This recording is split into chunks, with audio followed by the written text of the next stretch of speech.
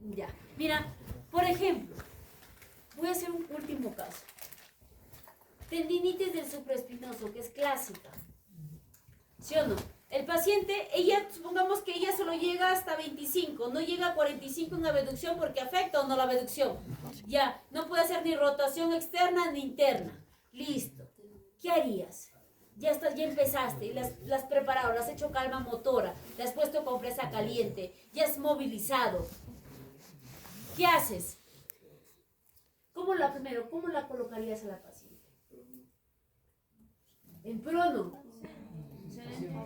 En sedente. Mira, estamos desde el inicio, posición y postura.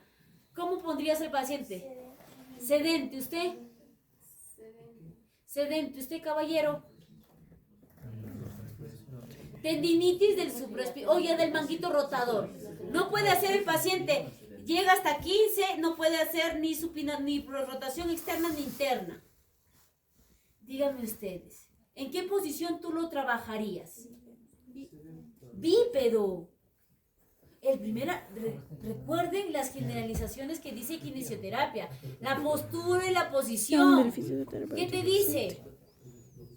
¿No? Que la postura del paciente debe facilitarme de acuerdo a mi desplazamiento para que el terapeuta no ejerza tanta fuerza y la dirección sea longitudinal.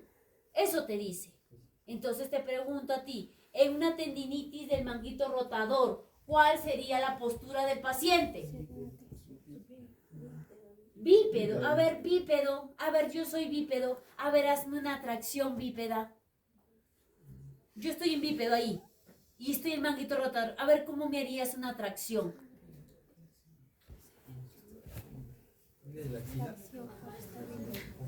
Ya. Ya. Ya. Entonces, él dice esto, ¿no? Siéntate. Él dice, lo pongo en sedente, ¿no? Fácil, y en sedente le dicen, yo mismo agarro y le hago esta posición. Listo. En esta posición, ¿no? Y esta es una técnica, ¿sí? La pregunta es, ya, genial, pero la pregunta es, cuando tú haces, exacto, si es la correcta. A ver, en esa posición, yo estoy, y el paciente, yo le estoy empezando, me dice que empezaría por esta tracción. No, podría ser. Díganme ustedes, ¿cómo lo trabajarían? Cuando se trabaja hombro, las primeras sesiones en supino. ¿Por qué en supino? ¿Y por qué, licenciada, y no en sedente? Estamos hablando, tú ya tienes que saber la sintomatología, ¿no? De la lesión. ¿Qué pasa en un manguito rotador? ¿Qué pasa? ¿Quién sufre? ¿La escápula o no sufre la escápula? ¿Sí o no? Sufre la cabeza del húmero, ¿verdad? ¿Pero por qué sufre? ¿Por qué es manguito rotador? ¿Por qué el tendón? ¿Qué te dice cuando hay una lesión del tendón? Te dice, cuando hay una lesión del tendón es porque está recibiendo mucha carga, ¿sí o no? Mucha tensión. Tienes que saber la fisiología de la patología, ¿o no? Ya pues, estamos hablando de la parte clínica. Eso tú ya lo tienes que saber. A ver, si el paciente está con un dolor en esto y yo lo voy a trabajar, ¿en qué? La gravedad que está, ¿a favor o en mi contra si lo trabajo en bípedo? En contra.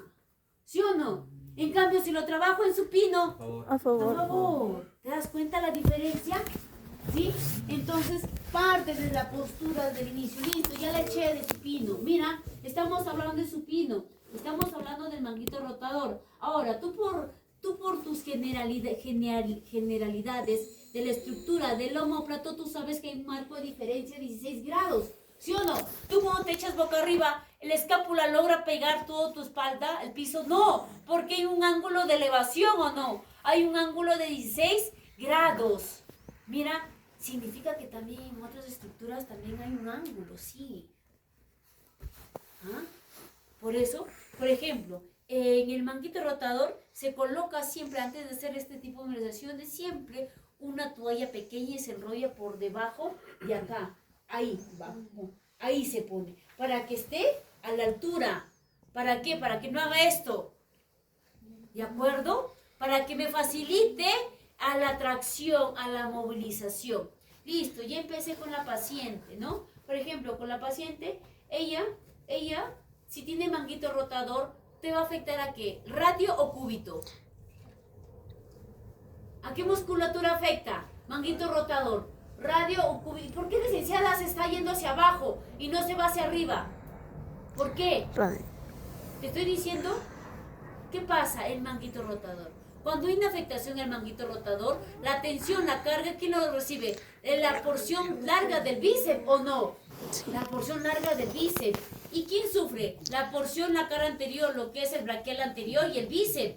¿Y en dónde se insertan? En la porción del radio. Y en la porción del radio, ¿quiénes vienen hacia el antebrazo? Los flexores. Mira, por eso es que cuando hay una tracción, mira, ni siquiera empiezo desde la zona proximal. Voy desde la zona más distal. ¿Y por qué, licenciada, no empieza la tracción aquí? ¿Por qué no haces movilizaciones? ¿Por qué no hace movilizaciones articulares aquí y no aquí, licenciada? Si el daño es aquí.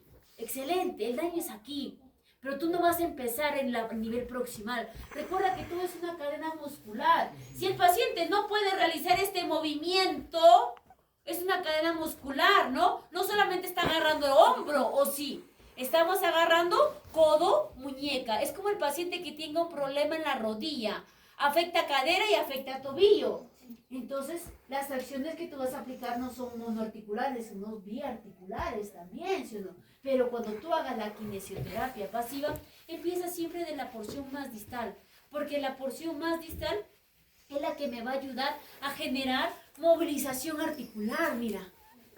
¿No? Yo quiero generar movilización articular. ¿Por qué? Porque a nivel distal se marca, ¿no? Cuando existe una rigidez, todo se llega a comprometer. Por eso es que empieza a referirse ahí el dolor localizado y el dolor referido. ¿Sí o no?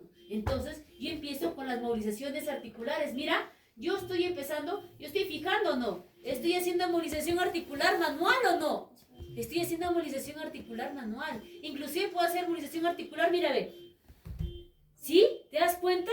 En el codo. Ya pasé de muñeca. Ahora ya llegué a codo, ¿no? ¿Me va a ayudar? ¿Sí o no? Sí.